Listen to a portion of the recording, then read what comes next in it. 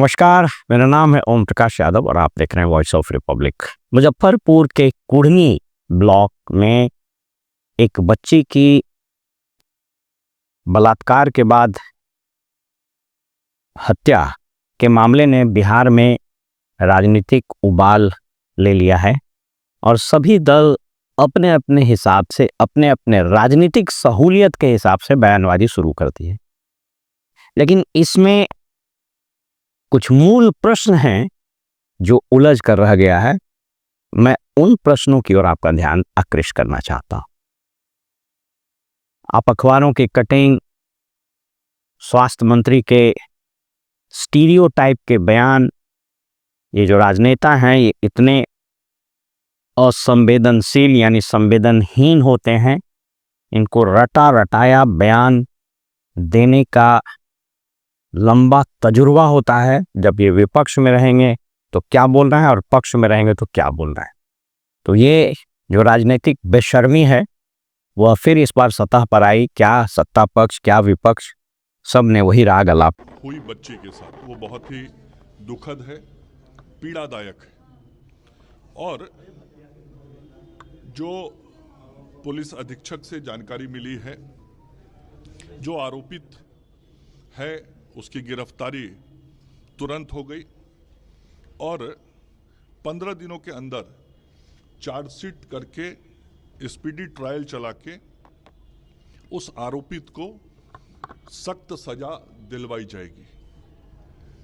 मैं पटना से बाहर, लेकिन जो मूल समस्या है उस पर किसी ने बात नहीं की। मैं आज उस पर बात आपसे करना चाहता हूं। पहला प्रश्न समाज के विकृत मानसिकता का है। जो घटना बताई जा रही है वो ये है कि उस बच्ची को उस आरोपी ने साइकिल पर बिठाया और दूर सुनसान इलाके में ले जाकर उसका बलात्कार किया और फिर हत्या का उसको वार किया और उसी क्रम में बहुत घायल हो गई। वो पीएमसीएच गई, वहाँ कथित रूप से उसका इलाज हुआ, फिर उसको पीएमसीएच रेफर किया गया, जहाँ उसके चिकित्सकों की स्पष्ट रूप से बढ़ती गई लापरवाही के कारण उसकी मृत्यु हुई है। तो पहला नजरिया तो ये समझिए कि समाज में किस कदर मानसिकता विकृत हुई है। एक और घटना आज प्रतिवेदित हुई है, वो भागलपुर में। कॉलेज गई लड़की गायब हो जाती है, उसका परिवार रिपोर्ट दर्ज करता है। पुलिस उसी अंदाज में, जिस अंदाज के लिए बिहार पुलिस जानी जाती है, कथित रूप से कार्रवाई प्रारंभ करती है और उसके बाद उस लड़की की लाश मक्के के खेत में मिलती है। मामला बताया जा रहा है कि बलात्कार के बाद उसकी हत्या कर दी गई। दूसरी जो सबसे महत्वपूर्ण बात है वो ये है कि मुजफ्फरपुर में SKMCH, Shri Krishna medical college and hospital, किसी भी राज्य में अस्पताल की श्रेणी में सबसे ऊपर स्तर पर मेडिकल कॉलेज एंड हॉस्पिटल होता है। बताते चलें कि ये SKMCH राज्य का सरकारी मेडिकल कॉलेज एंड हॉस्पिटल है। आप जब राज्य सरकार की बजट को देखिएगा तो अभी जो वर्तमान वित्तीय वर्ष चल रहा है इसमें करीब करीब 20,000 करोड़ रुपया साल में खर्च हुए। एवरेज अगर 5 साल का निकाल लीजिए तो 5 दूनी 10, 1 लाख करोड़, यानी 90,000 से 1 लाख करोड़ रुपए खर्च किए जा चुके हैं। SKMCH में कितनी राशि खर्च हुई उसको भी जरा देख लीजिए। जिस लड़की को वहां ले जाया गया उस लड़की के गले पर चाकू के या धारदार हथियार के निशान पाए गए, उससे उसका प्रयास किया गया, गला कट गया होगा, ट्रैकिया कट गया होगा और रेप के बाद जो इंटरनल ऑर्गन्स में ब्लीडिंग होती है वो हुई होगी। अगर PM SKMCH रेफर किया पटना तो क्यों किया, ये प्रश्न किसी ने नहीं उठाया कि अगर ये लाखों करोड़ रुपए खर्च हो रहा है, वहां का मेडिकल कॉलेज का सुपरिंटेंडेंट, उसका प्रिंसिपल, उसका डिप्टी सुपरिंटेंडेंट, उसके एचओडी, उसका ऑपरेशन थिएटर, भारी भरकम मेडिकल और पैरामेडिकल स्टाफ तो क्यों रखे हैं आप? अगर मैं आपको ये बता रहा हूं कि ये कोई असाध्य रोग तो था नहीं जिसके लिए स्पेशलाइज्ड इलाज की जरूरत थी। क्यों नहीं हुआ एसकेएमसी? इसका मतलब स्पष्ट रूप से ये कहना चाहिए कि वो सारी राशि वहां लूटी जाती है। और मजेदार बात है कि स्वास्थ्य मंत्री जो हैं, ये तो मतलब इनका तो सारा ध्यान स्वास्थ्य को छोड़ करके अपने धंधे पर लगा रहा था। पूरे राज्य में जो कंप्यूटर ऑपरेटर सप्लाई करती है कंपनी, पता कर लीजिए कि किसका है। तो ये लोग तो राज्य की सेवा कम और अपनी सेवा में ज्यादा लगे हुए हैं। माने राजनीतिक बेशर्मी का ये आलम है। माने इस घटना में सबसे पहले अगर मुख्यमंत्री को थोड़ा भी शर्म होता तो इस लापरवाह मिनिस्टर को तत्काल रूप से बर्खास्त करना चाहिए। और बेशर्म की तरह यह व्यक्ति बयान दे रहा है, बेशर्म की तरह। 3 डायरेक्टर इन चीफ का कमेटी बना, कपार बनाइएगा, खाक बनाइएगा। अरे ये तो सभी एक ही थाली के चट्टे बट्टे हैं, ये तो सब वही डॉक्टर लोग हैं। ये क्या जांच करेगा? क्यों नहीं जांच हुआ एसकेएमसीएच में? जितनी राशि खर्च हुई क्यों नहीं रिकवर कर लिया जाए स्वास्थ्य मंत्री से, जितने दिन से स्वास्थ्य मंत्री? तो पहला। दूसरा प्रश्न तो ये है, इस मेडिकल कॉलेज एंड हॉस्पिटल है और वहां आप इस चीज का इलाज नहीं कर सके, लानत है आप पर। और जब प्रश्न पूछेगा तो कहेगा 2005 के पहले। तो 2005 के पहले न बच्चा पैदा होता था, ना 2005 के पहले हॉस्पिटल थे, डॉक्टर थे। क्यों रो रहे हैं? 2005 के पहले सब खत्म हो गया, तो आप 20 साल से क्या कर रहे हैं? तीसरा प्रश्न, 5,000 करोड़ का कहा जा रहा है कि एशिया का दूसरा सबसे बड़ा अस्पताल। कुछ बड़बोले डपोर संखी भाजपा और जदयू के जो नेता हैं इसको बोलते हैं कि दुनिया का दूसरा सबसे बड़ा अस्पताल। तो ये 5,000 करोड़ रुपया का जो हॉस्पिटल बन के तैयार हुआ पीएमसीएच, जिसके एस्टेब्लिशमेंट, जिसके स्कीम्स पर हर वर्ष हजारों करोड़ रुपए राशि फूंक दी जाती है, यहां पर इलाज क्यों नहीं हुआ? सिंपल सी चीज है, जब कोई मरीज इमरजेंसी में आता है तो आप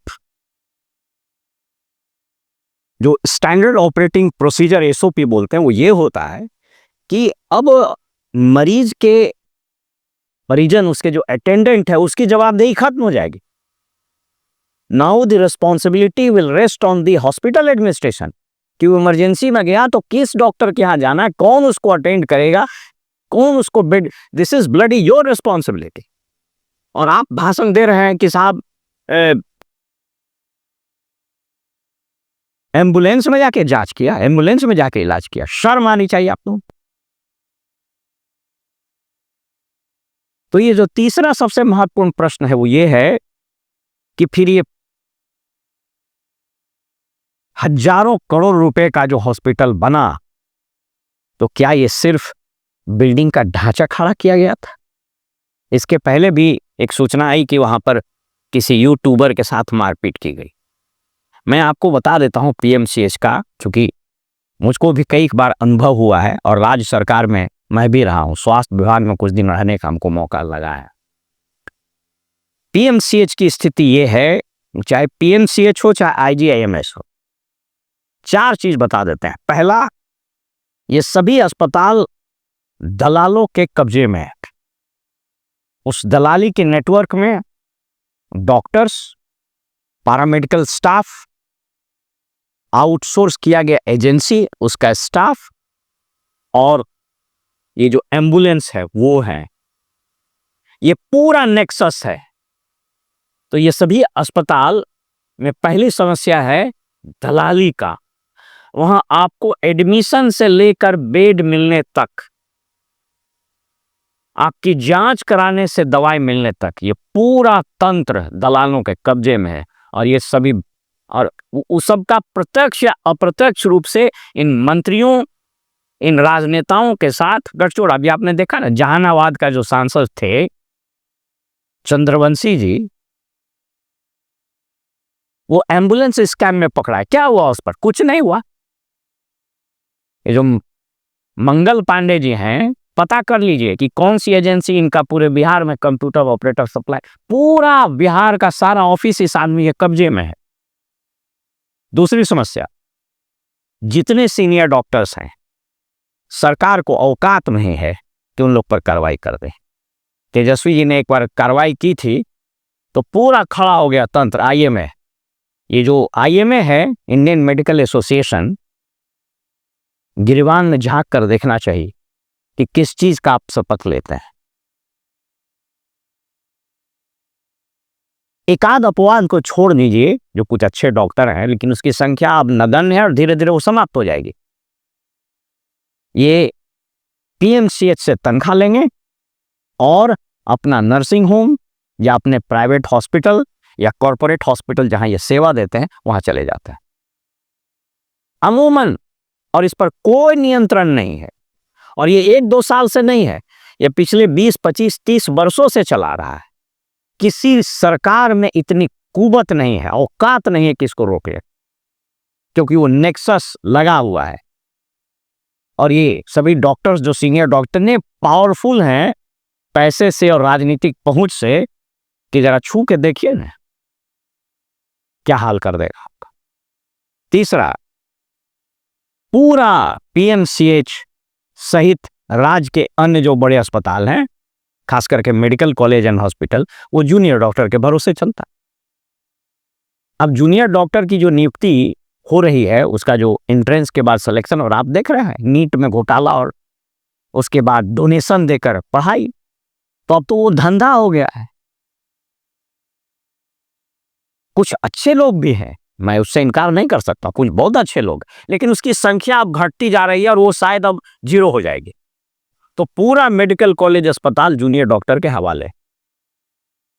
कुछ समस्या इन लोगों के साथ भी है, लेकिन जिस तरीके से रूड बिहेवियर और मारपीट पर ये लोग उतारू हो जा रहा, ये बहुत खतरनाक ट्रेंड हो गया। हालांकि इसमें कुछ मरीज के परिजन लोग भी हैं जो कुछ इस तरह का हरकत कर देते हैं कि स्थिति खराब हो जाती है। लेकिन हम विषयांतर नहीं होते, हम सिर्फ बात कर रहे हैं उस बेचारी अभागी लड़की जिसका बलात्कार हुआ और जिसकी हत्या इन डॉक्टरों की लापरवाही के कारण हुई। तीसरी चीज, ये वही पीएमसीएच है जहां के सुपरिटेंडेंट को 2 या 3 बार एक्सटेंशन दिया गया। कौन है वो ठाकुर? पता कर लीजिए। एक ओपी चौधरी था। ये लोग कौन है? मेडिकल कॉलेज और अस्पताल के सुपरिटेंडेंट के पोस्टिंग में, जहां बता रहे हैं आपको 1, 2, 5 लाख नहीं, ये सब की पोस्टिंग में 30 लाख, 40 लाख, 50 लाख रुपया लगता है, और ये सब ले रहा है। और ये सिलसिला किसी की सरकार हो, अभी पता कर लीजिए कि जो इसके समय में जो वर्तमान मंत्री हैं, इनके समय में जो मेडिकल कॉलेज के सुपरिटेंडेंट की पोस्टिंग है उसमें कितना चला है। और डिस्ट्रिक्ट में जो सिविल सर्जन होता है, ये 2 पद, सिविल सर्जन और मेडिकल कॉलेज अस्पताल के सुपरिटेंडेंट, मलाईदार पद है। तो ये 3 चीज है। तो मैं यहां पर रैप अप कर रहा हूं, अपनी बात को यहीं समाप्त कर रहा हूं कि उस अभागी लड़की की जो मृत्यु हुई है उसके लिए स्वास्थ्य विभाग और इस मंगल पांडे को दोषी ठहराया जाना चाहिए।